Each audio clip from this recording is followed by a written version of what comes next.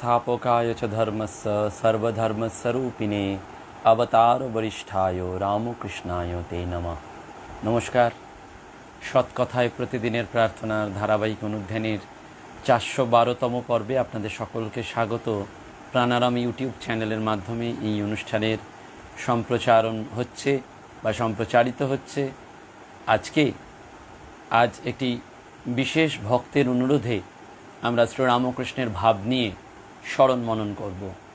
কেন বিশেষ ভক্ত বলছি না, দমদম নিবাসী জিৎ বলে একটি বাচ্চা ছেলে যে সদ্য 12 পাস করেছে, সে আমাকে একদিন হোয়াটসঅ্যাপ এবং ফোনে জানালো যে দাদা 26শে আগস্ট আমার জন্মদিন, তা ওই জন্মদিনটায় যদি ঠাকুরের কথা একটু শোনান তাহলে আমি নিজের জীবনটা পরবর্তীকালে ঠাকুরের চরণে নিয়োজিত করতে চাই, নিবেদিত করতে চাই, এবং সেটাই আমার জন্মদিনের সবথেকে বড় উপহার। এ হেন অনুরোধ আমি ফেলতে পারলাম না, কারণ একজন উঠতি বয়সী যুবক যে শ্রীরামকৃষ্ণকে এতটা মনে প্রাণে ভালোবেসেছে যে তার জন্মদিনে ঠাকুরকেই সে চাইছে, ঠাকুরের ভাবের কথা সে সকালবেলায় শুনতে চাইছে।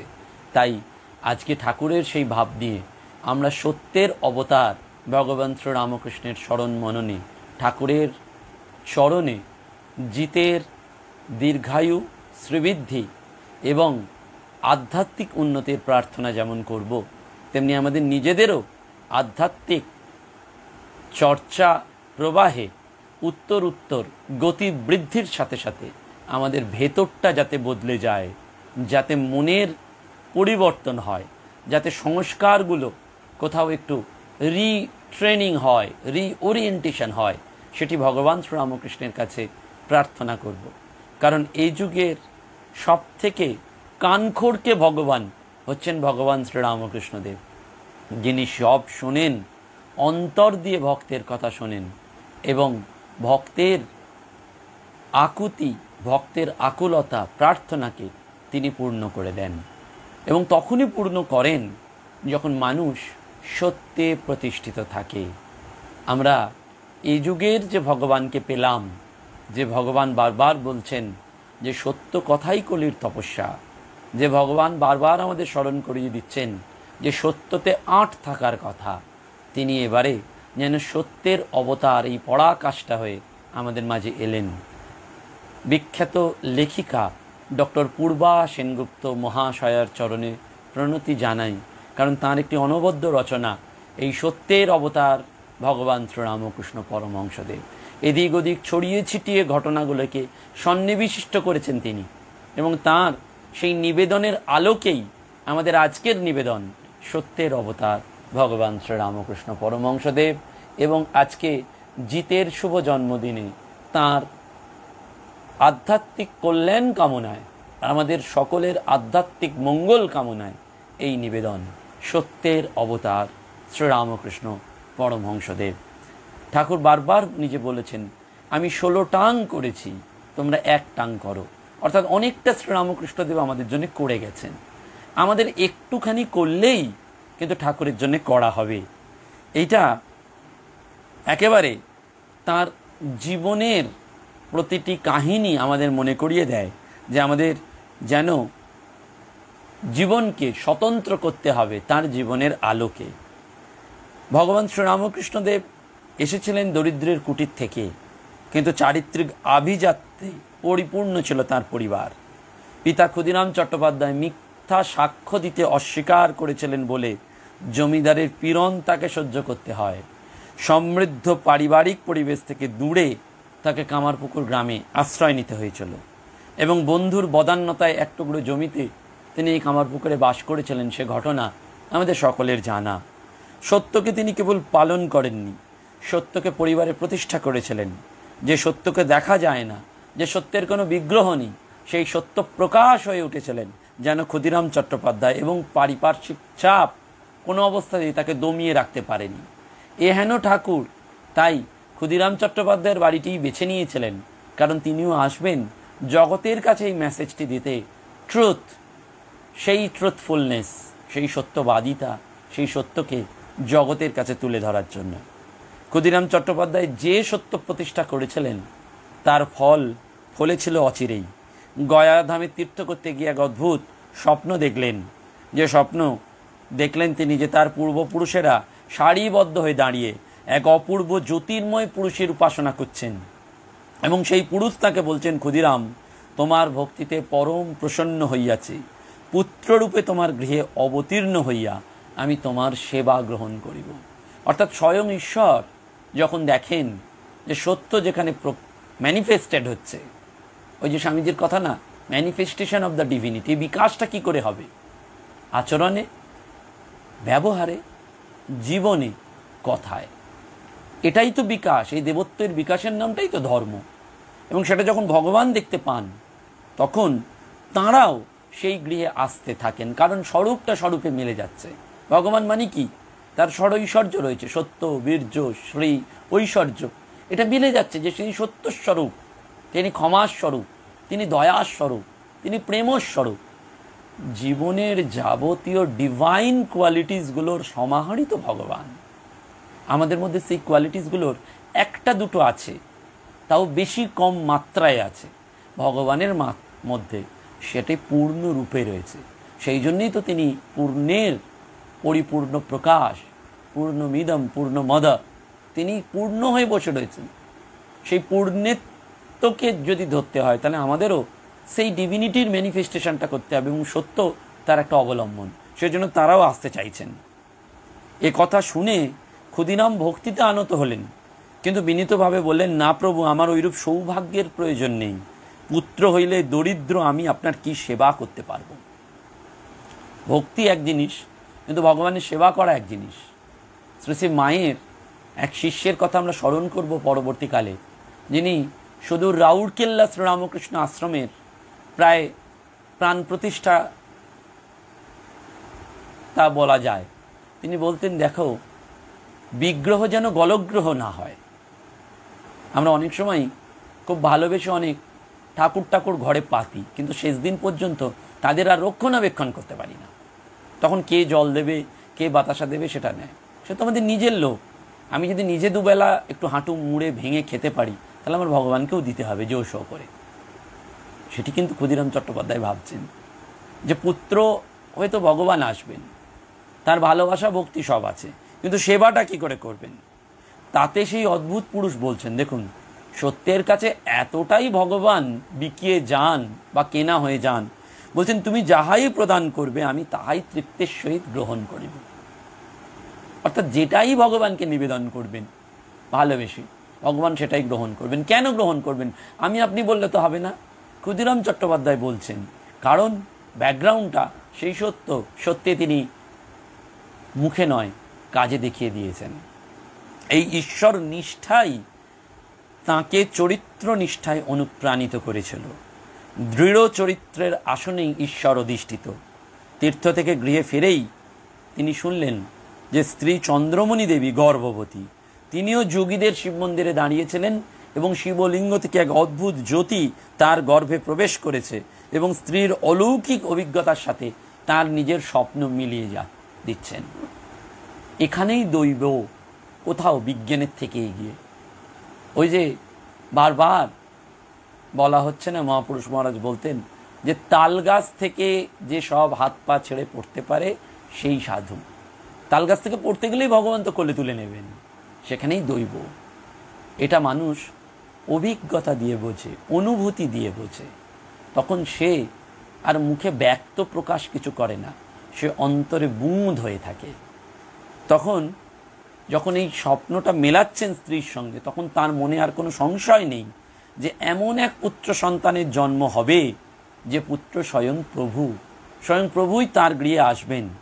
ফাল্গুনের শুক্লা দ্বিতীয়া তিথিতে ক্ষুদিরামের গৃহ আলো করে সেই শিশুপুত্রের জন্ম হয়েছিল। গয়ায় স্বপ্নের কথা স্মরণ রেখে ক্ষুদিরাম তার নাম রেখেছিলেন গদাধর, এবং সেটি আদরে হয়ে উঠেছিল গদাই। এবং ধীরে ধীরে সেই সত্যের বীজ গদাধরের মধ্যেও প্রস্ফুটিত হলো। তিনি যা বলেন তাই করেন। এই যে যা বলেন, আমরা অনেক সময় মুখ দিয়ে অনেক কথা বলি, এই তোমাকে টেলিফোন করব, তোমার সাথে কথা বলবো, এই তোমার ওখানে যাব, এই তোমার পাশে আমি থাকবো, কিন্তু রাখতে পারি না। ঠাকুরের ক্ষেত্রে কিন্তু উল্টো, যা বলছেন সেইটাই করছেন। অর্থাৎ একবার বলে ফেললে, সেই জন্য বলা হয় না যে সব থেকে পাওয়ারফুল হচ্ছে বাক, এই বাকের শক্তি। মুখাগ্নি, সেই জন্য মুখে অগ্নি, অগ্নিস্বরূপ তার তেজ, অগ্নিস্বরূপ তার শক্তি। বলছেন কি অদ্ভুত আকর্ষণ এই গদাইয়ের মধ্যে। গ্রামের মেয়েরা ঘরকন্যার কাজে ব্যস্ত থাকলেও অন্তত একবার করে এসে দেখে যান গদাইকে। প্রভু যাকে আকর্ষণ করেন, কৃষ্ণ যেমন আকর্ষণ করছেন সেই রকম। কথা বলেন, আনন্দ পান। এদের মধ্যে একজন হচ্ছেন ধনী কামারনি, তিনি গদাইয়ের ধাইমা। কোনো এক অন্তরঙ্গ মুহূর্তে ধনী গদাধরকে জানিয়েছিলেন যে গদাইয়ের উপনয়নের সময় তার ভিক্ষামা হতে খুব স্বাদ। ধাইমা ধনীর কাছে অঙ্গীকারবদ্ধ হয়েছেন গদাধর, তার কাছেই ভিক্ষা গ্রহণ করবেন। মাতা পুত্রের এই সিদ্ধান্ত ভীষণ সমস্যায় ফেলেছিল গদাধর চট্টোপাধ্যায়ের পরিবারকে। ব্রাহ্মণ পুত্রের ভিক্ষামা কেবল ব্রাহ্মণ কন্যাই হতে পারে, সেখানে অব্রাহ্মণ কামার জাতীয় নারীকে কি করে অধিকার প্রদান করা যায়? কিন্তু গদাধরকে এই সমস্যা জানিয়েও কোনো লাভ হয়নি, কারণ সামাজিক নিয়ম যাই হোক না কেন তার থেকে বড় হচ্ছে তার অঙ্গীকার, কমিটমেন্ট। ওই 4টে C, commitment, confidence, celibacy and cross. Sri Ramakrishna সারাটা জীবন এই অঙ্গীকারের পূজারী, সেই অঙ্গীকার সত্য, কথা দেওয়ার পূজারী। আমি তোমায় কথা দিয়েছি, সেখানে কোনো নড়চড় হবে না।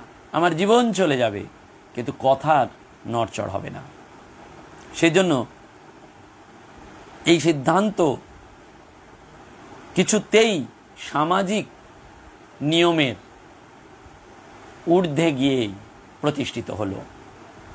অর্থাৎ সামাজিক নিয়ম যাই হোক না কেন তার থেকেও বড় হলো এই অঙ্গীকার। তিনি কথা দিয়েছেন, যে অঙ্গীকার তিনি করেছেন তা থেকে বিচ্যুতি মানে সত্য থেকে বিচ্যুতি। পিতার সত্য নিষ্ঠাকে পুনরায় গদাধর মর্যাদা দিলেন সমাজের কাছে।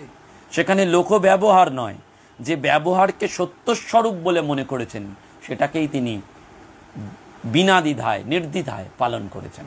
অর্থাৎ ক্ষুদিরাম চট্টোপাধ্যায় যে সত্যকে ধরে আঁকড়ে ধরেছিলেন, জাগতিক মায়ায় পরবর্তীকালে এই ব্রাহ্মণ অব্রাহ্মণ সংস্কারে গুলিয়ে গেলেও গদাধর আবার মনে করিয়ে দিচ্ছেন যেন যে সেই সত্য আবার অনুরণিত হলো। তার সত্য অনুসন্ধিৎসার আরেকটি বৈশিষ্ট্য হচ্ছে যাচাই করে নেওয়া। হালদার পুকুরের ছোট্ট গদাই বন্ধুদের নিয়ে ঝাঁপাই ঝুড়তেন।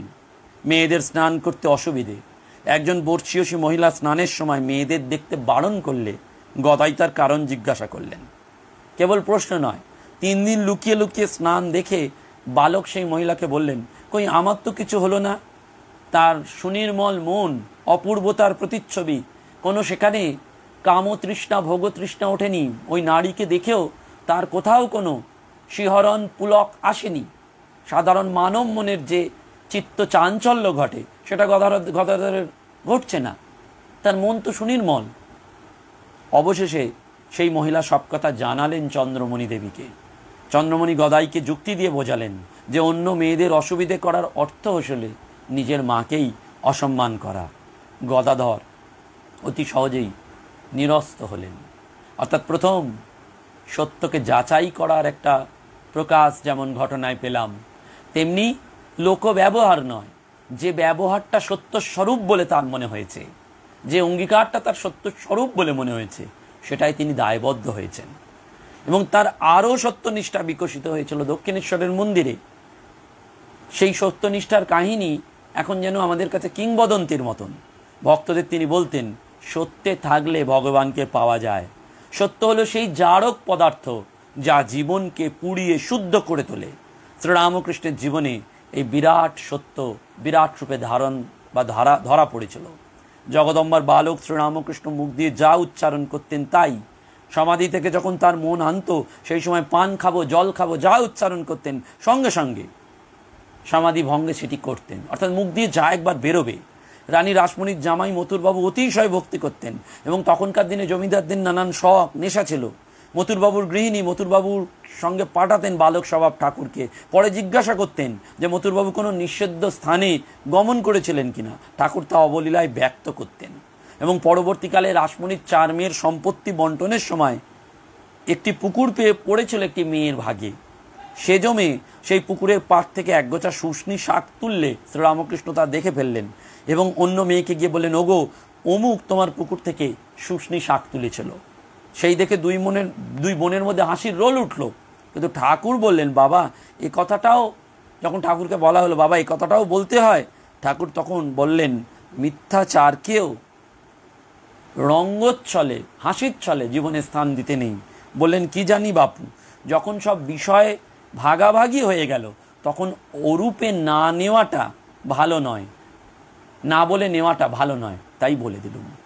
সেই জন্য এক হাতে টাকা অপর হাতে মাটি নিয়ে তিনি টাকা মাটি মাটি টাকা বলে গঙ্গায় ছুঁড়ে ফেলেছিলেন এবং নিজের অজান্তেও তা স্পর্শ করতেন না। অজান্তে শয্যা স্পর্শ করলেও তা তীরের মতন বিদ্ধ ঠাকুরের কাছে। যদি শয্যার নিচে কেউ টাকা রাখত, নরেন্দ্রনাথ সেই পরীক্ষা করেছিলেন, বুঝেছিলেন যে ঠাকুরের জীবন নেই সত্য নার্ভাস অ্যাসোসিয়েশন। সেই জন্য স্বামীজি পরবর্তীকালে বলছেন, শিক্ষা কি? Education is nervous association with certain ideas. যে ভাবটা আমার মজ্জাগত হলো না, শিরাগত হলো না, সে ভাব নিয়ে আমি কি করব? সেই ভাব নিয়েই সব জগৎ, সেইটি যেন।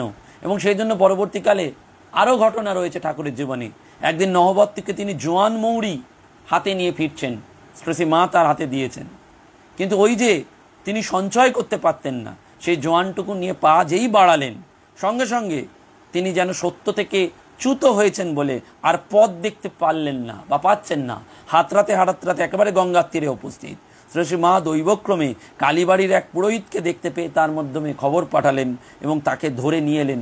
তিনি জোয়ান হাত থেকে ফেলে আবার স্বাভাবিক স্থানে ফিরে এলেন। অর্থাৎ ব্যবহারিক দিক থেকে কতটা মন ফাইন থেকে ফাইনেস্ট হয়ে যাচ্ছে। এই যে চেতনার শুদ্ধিকরণ আমরা বলছি, সেটা ব্যবহার শুদ্ধিকরণ না হলে চেতনার শুদ্ধিকরণ হয় না। আমার মনটা কখন শুদ্ধ হবে, পবিত্র হবে? যখন আমার কাজে, আমার কথায়, আমার চিন্তায়, আমার মননে সেটা প্রকাশিত হবে, পরিস্ফুট হবে। সেরকমই ঘটনা। যুবক যোগিন ছিলেন সাবর্ণ রায়চৌধুরী বংশের ছেলে। তিনি প্রত্যহ ঠাকুরের জন্য 2টো করে টাটকা লেবু নিয়ে আসতেন, কারণ পায়ের ফোলা কমানোর জন্য কবিরাজ নিত্য ঠাকুরকে লেবু খেতে বলেছিলেন। তো একদিন ঠাকুর লেবুর রস মুখে দিতে পারলেন না। যোগিন অনুসন্ধান করে জানলেন যে বাগানের মালিকের অনুমতি নিয়ে তিনি এতদিন যে লেবুটা আনতেন, লিজ নেওয়াটা অন্য হস্তান্তরিত হয়েছে। দ্বিতীয় মালিক যেহেতু দেবেন এরকম কোনো প্রতিশ্রুতি দেননি, তাই ঠাকুর তার ওই না প্রতিশ্রুতিবদ্ধ বাগান থেকে আনিত লেবু গ্রহণ করতে পারছেন না। সত্যে প্রতিষ্ঠিত থাকার অর্থ শ্রীরামকৃষ্ণের কাছে এতটাই ব্যাপক ছিল। সত্যের আদর্শকে তিনি যেভাবে অবলম্বন করেছিলেন তার থেকে এক চুলও সরে যাওয়া তার পক্ষে সম্ভব ছিল না। সেই জন্য তিনি উকিল মোক্তারদের জীবিকা পছন্দ করতেন না, কারণ তারা এই জীবিকা গ্রহণে মিথ্যে কথা বলেন। কোনো ভক্তকে থিয়েটারে দুশ্চরিত্রের অভিনয় করতে দেখলেও তিনি বিরক্ত হতেন। বলতেন, মনকে বেশিক্ষণ মিথ্যাতে ফেলে রাখা ঠিক নয়। ছোটোখাটো কারণে কোনো অসত্য উচ্চারণ আমরা অনেক সময়ই প্রায়শই করে থাকি। বিশেষ করে আজকের মোবাইল যুগে দেখবেন আমরা থাকি এক জায়গায়, যেই বলি কোথায় আছো গো, বাড়ির কাছাকাছি এসে গেলো, বলি না এই এসে গেছি, কিন্তু আছি হয়তো অনেক দূরে। ব্যবহারিক জীবনে আমরা হামেশাই করি। কাউকে হয়তো বললাম কালকে তোমার সাথে একবার কথা বলে নেবো, বললামই না, এই ছোট্ট ছোট্ট ক্ষেত্রে। কিন্তু আমরা দাবি করি আমরা ঠাকুরের ভক্ত। ঠাকুরের ভক্ত হওয়া সব থেকে কঠিন কাজ। গিরিশবাবুই একমাত্র বুঝেছিলেন ঠাকুরের ভক্ত হওয়া কত কঠিন। নাগমশাই বুঝেছিলেন, নবগোপাল ঘোষ বুঝেছিলেন, বলরামবাবু বুঝেছিলেন। তারা যেমন গৃহস্থ পার্ষদ হিসাবে আমাদের কাছে আদর্শ, তেমনি তারা হাড়ে হাড়ে বুঝেছিলেন যে ঠাকুরের ভক্ত হওয়া কত কঠিন। সেই জন্য স্বামী ব্রহ্মানন্দজি তখন যুবক রাখাল, রাখালকে একদিন ঠাকুর বললেন, কিরে তোর দিকে যেন তাকাতে পারছিস না, কিছু কুকাজ করেছিস? শুনে রাখাল মহারাজ ভাবছেন কি করেছেন, যাতে ঠাকুর তার দিকে তাকাতে পর্যন্ত পাচ্ছেন না। অনেক ভেবে তার মনে হলো যে গতকাল তিনি ঠাট্টার ছলে কাউকে অসত্য কথা বলেছিলেন, সেই অসত্যটুকুও তার সত্তাকে মলিন করে দিয়েছে। সেটি শ্রীরামকৃষ্ণদেব বুঝতে পেরেছেন, তাই তার মানসপুত্র রাখালের দিকেও তিনি তাকাতে পাচ্ছেন না।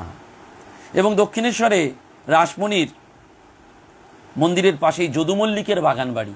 একদিন কথায় কথায় ঠাকুর সেখানে যাওয়ার কথা বলছেন, কিন্তু অবস্থা গতিকে ভুলে গেছেন।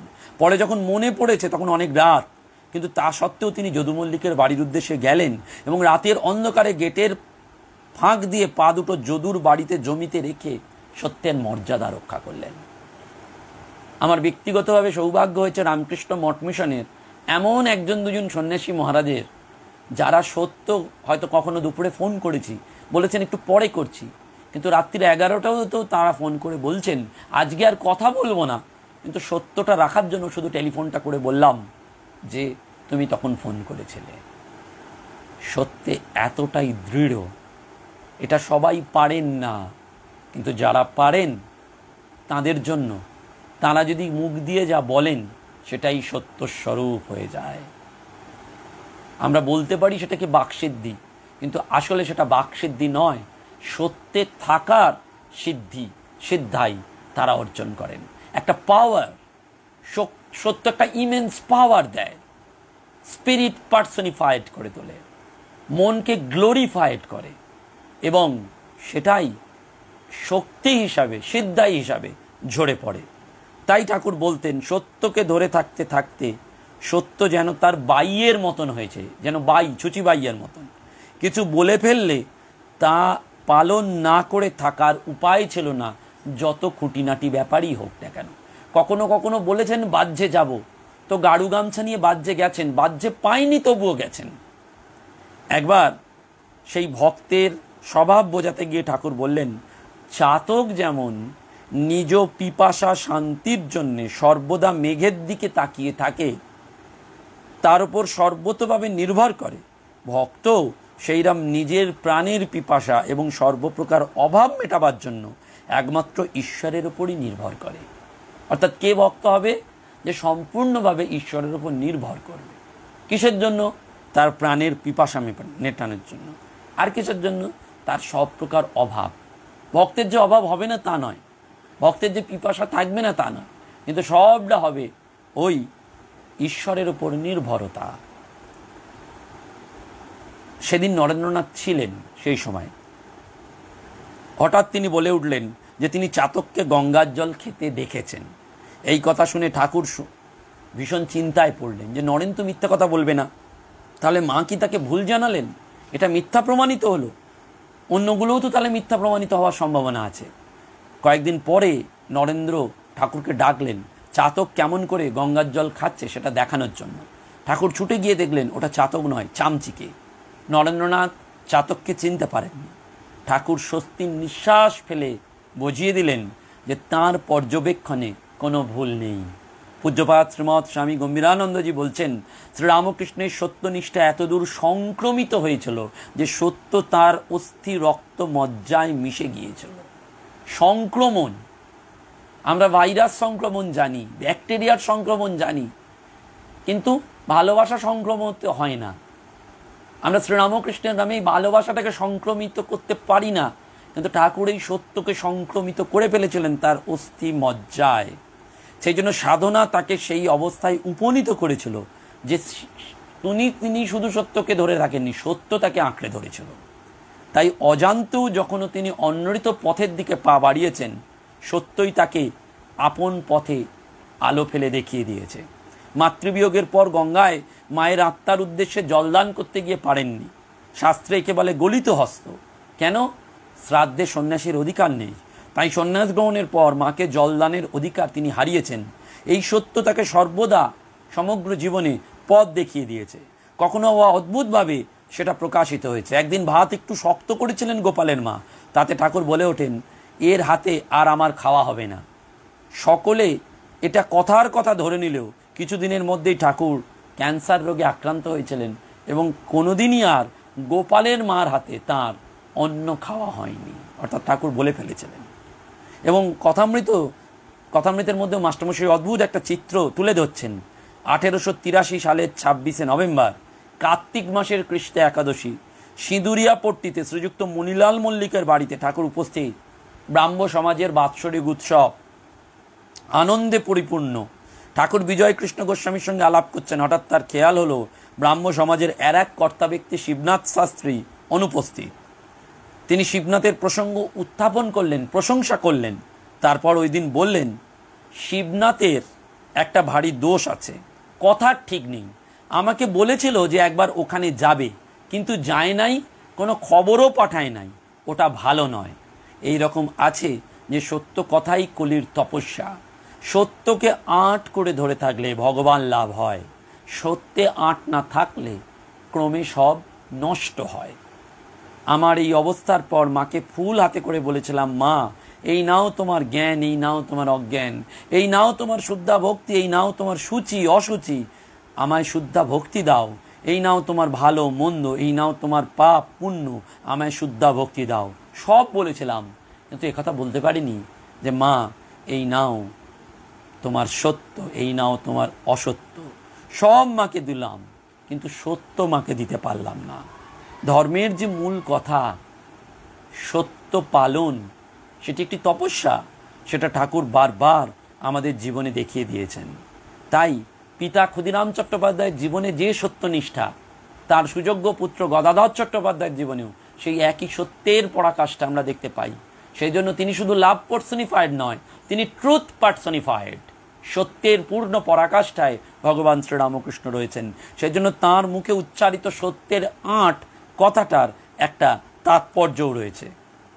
ঠাকুর বলতেন, সত্যের আঁট রাখতে হয়, নিষ্ঠার সঙ্গে পালন করতে হয়, নিষ্ঠার সঙ্গে সত্য পালনের নিয়মকে অনুসরণ করতে হয়। মনটা এমন হবে যে মনের মধ্যে যেন সত্য পালনের একটা প্রবণতা থাকে। সেইটি শ্রীরামকৃষ্ণদেব তখন যুবক, সবেমাত্র বিবাহ হয়েছে। সারদা দেবী তখন 6 বছরের বালিকা। উৎসবের আনন্দ বৃদ্ধির জন্য বড় শখ করে নববধূকে গয়না দিয়েছেন চন্দ্রমণি দেবী। দরিদ্র বিধবা, তাই গয়না ধার করেছেন জমিদার লাহাবাবুদের কাছ থেকে। মা সারদা সেটা জানেন না। ছোট্ট ছোট্ট হাতে গয়না পরে তিনি আনন্দিত, কিন্তু নির্দিষ্ট সময়ের পরেই সেই গয়না ফেরত দিতে হবে। চন্দ্রমণি দেবী ভেবে আকুল, কি করে ওই ছোট্ট মেয়ের কাছ থেকে গয়না খুলবেন, কারণ তাতে তো তার গৃহবধূ কষ্ট পাবেন এবং চন্দ্রমণি দেবীরও শাশুড়ি হিসেবে কষ্ট হচ্ছে মায়ের হাত থেকে। কিন্তু এই কঠিন দায়িত্ব নিচ্ছেন শ্রীরামকৃষ্ণদেব। ঘুমন্ত সারদার অঙ্গ থেকে গয়না খুলে নিচ্ছেন। তিনি জানেন যে ঘুম থেকে উঠলেই সারদা কাঁদবেন, কিন্তু ওই যে মা কথা দিয়েছেন, সেখানেও ঘুম থেকে উঠেই জানতে চাইলেন মা সারদা গয়নাগুলো কোথায় গেল, কারণ নিজেকে তিনি নিরাভরণ দেখেছেন। তখন চন্দ্রমণি প্রবোধ দিলেন, মা, গদাই তোমাকে এর চেয়েও ভালো ভালো অলঙ্কার পরে কত দেবে। শ্মশানে মশানে ঘুরে বেড়ানো বাউল স্বভাব নিজের পুত্রকে জানতেন চন্দ্রমণি, জানতেন তার ইহ জগৎ বিমুখতা। স্ত্রীর গয়না গড়িয়ে দেওয়া তো দূরের কথা, তার সেই চিন্তা করার মানসিক অবকাশ আছে কিনা পুত্রের, সেটাও চন্দ্রমণি যথেষ্ট সন্দিহান ছিলেন, কিন্তু তবুও বলেছিলেন। এবং গদাইও সেই ভার গ্রহণ করেছিলেন, কারণ মা যে কথাটি দিয়েছিলেন সেটাও যেন গদাই নীরবভাবে শুনে নিয়ে পরবর্তীকালে সেটাকেও পালন করে বাংময় হয়ে উঠেছিলেন। অর্থাৎ বিবাহের পরেই তিনি ছোট্ট সারদাকে নিরাবরণ দেখে তার পিতৃব্য ক্রুদ্ধ হয়ে তাকে বাপের বাড়ি নিয়ে যান। এই অসহ্য মর্মদাহে চন্দ্রমণিকে প্রবোধ দিয়েছিলেন গদাধর, ওরা এখন যাই বলুক না, বিয়ে তো আর ফিরবে না, যাই করুক না। সত্যই বিয়ে ফেরানো যায়নি। দক্ষিণেশ্বরের সকল সাধন শেষে সারদার জন্য অপেক্ষা করেছেন শ্রীরামকৃষ্ণ। শক্তির পুজো দিয়ে তাকে প্রতিষ্ঠা করে জগতের কাছে সমাপ্ত করেছেন সারদার সাধনার ধারা, নিজের সাধনার ধারা। এবং বারবার শ্রী মা সাজতে ভালোবাসতেন। তাই ঠাকুর বলতেন, ওরে, ওর নাম সারদা, ও সরস্বতী, ও সাজতে ভালোবাসে। এই উক্তির পেছনে ছিল মাতা চন্দ্রমণি দেবীকে নীরবে দেওয়া প্রদত্ত অঙ্গীকার পালনের একটা নিষ্ঠা। তাই পঞ্চবটিতে সাধন সময় তিনি রামগতপ্রাণা দেবী সীতার দর্শন পেয়ে তার হাতের ডায়মন্ড কাটা বালা জোড়া দেখে তার স্ত্রীর জন্য, সারদার জন্য সেটা গড়িয়ে দেন। পরবর্তীকালে তিনি বুঝেছিলেন, বলেছিলেন, যার সত্যনিষ্ঠা আছে সে সত্যের ভগবানকে পায়। যার সত্যনিষ্ঠা আছে মা তার কখনো মিথ্যা হতে দেন না কথা, অর্থাৎ মা কখনো তার কথাকে মিথ্যা হতে দেন না, কারণ তার সত্যনিষ্ঠা আছেন। সত্য অবতারের এই ছিল সত্য ঘোষণা, কারণ সত্যই ছিল তার অস্তিত্ব। সেই জন্য আমাদের বারবার মনে রাখতে হয় যে এই ভালোবাসার সাথে সত্য ছিল। তিনি আমাদের কাছে মায়ের মতন ভালোবেসেছেন, পিতার মতন কখনো শাসন করেছেন, আবার ধর্মের যে স্বরূপ, সত্য স্বরূপ, সেটাকেও তিনি আমাদের কাছে দাঁড় করিয়ে দিয়ে গেছেন। আরিয়াদহের যুবক যজ্ঞেশ্বর ঘোষাল দক্ষিণেশ্বরের কালীবাড়িতে ঠাকুরের কাছে তার যাতায়াত ছিল। বালির লোকেরা পছন্দ করতো না যজ্ঞেশ্বরের ঘন ঘন যাওয়া। একবার চাকরির চেষ্টায় তিনি কিছুদিন বাংলার বাইরে ছিলেন। সেই সময় তার মনে হতো ঠাকুর যেন তাকে ডাকছেন। তিনি বাড়ি ফিরে এলেন, কাউকে কিছু না বলেই কালীবাড়ি গেলেন। ঠাকুর তাকে দেখে খুশি হয়ে বললেন, তুই আসবি, আমি জানতুম। ওই দেখ চুবড়িটা তুলে তোর জন্য ক্ষীরপুলি সব রেখে দিয়েছি, তুই ক্ষীরপুলি খেতে ভালোবাসিস কি না? ক্ষীরপুলি তিনি ভালোবাসতেন। এই কথাটা যজ্ঞেশ্বর ঘোষালের স্বর্গতা মাই শুধু জানতেন। কিন্তু যজ্ঞেশ্বর রামকৃষ্ণদেবের মধ্যে তার শৈশবের হারানো জননীকে খুঁজে পেয়েছিলেন। মা এভাবেই তাকে বলতেন, খোকা ক্ষীরপুলি রেখে দিয়েছি, খেয়ে যা। পরমহংসদেবের মাতৃস্নেহে আত্মহারা হয়েছিলেন যজ্ঞেশ্বর ঘোষাল। ঠিক আমরা ঠাকুরের ভালোবাসায় আত্মহারা হয়ে যাই, কিন্তু এই আত্মহারার পাশাপাশি আমাদের মনে রাখতে হবে যে আমরা ঠাকুরের ভক্ত, ঠাকুরের সন্তান, ঠাকুরের অশেষ করুণায় আমরা তাঁর কৃপা লাভ করেছি। সুতরাং তাঁর ওই কৃপার মশালকে যদি ধরে রাখতে হয়, তাহলে সেই কৃপার মশালের অন্যতম স্ফুলিঙ্গ হচ্ছে সত্যের তেজিয়ান শিখা। সেই সত্য তেজিয়ান শিখাকে যেন জীবনের আমৃত্যু আমরা ধরে রাখতে পারি। আজকে যার জন্মদিন, তার কাছে শ্রীরামকৃষ্ণ ভাবের এই বার্তাই ধ্বনিত হোক, আজীবন যেন সে সত্যে প্রতিষ্ঠিত থাকুক। আর তার পাশাপাশি আমরা যারা রইলাম আজকের সৎ কথায়, এই সৎ কথা মানে সত্য কথা, সত্য কথা মানে ঈশ্বরের কথা, ঈশ্বরের কথা মানে ভালোবাসার কথা, অনুপ্রেরণার কথা, উদ্বোধনের কথা, উত্তরণের কথা। এটা আসবে কি করে? যখন তার কাছে আমরা শরণাগত হব, যখন তার কাছে আমরা নিবেদন করব। আর এই নিবেদনটা কি? প্রার্থনা। সে প্রার্থনা সরব হতে পারে, সে প্রার্থনা নীরব হতে পারে, সে প্রার্থনা ফুল বেলপাতা দিয়ে হতে পারে, সেই প্রার্থনা ফুল বেলপাতা না দিয়ে চোখের জলেও হতে পারে। সে যেন তেনই হোক না কেন, আমরা যেন আমাদের সেই প্রার্থিত সত্যকে আমাদের প্রার্থনার মধ্যে দিয়ে জাগিয়ে রাখতে পারি। সেখানেই সৎকথার জয়যাত্রা। আমাদের সকলের আধ্যাত্মিক ভাবগঙ্গায় অবগাহনের চিরতৃপ্তি, চিরস্নাত হওয়ার একমাত্র গরিমা যদি আমরা সত্যে প্রতিষ্ঠিত থাকি। নমস্কার, ধন্যবাদ।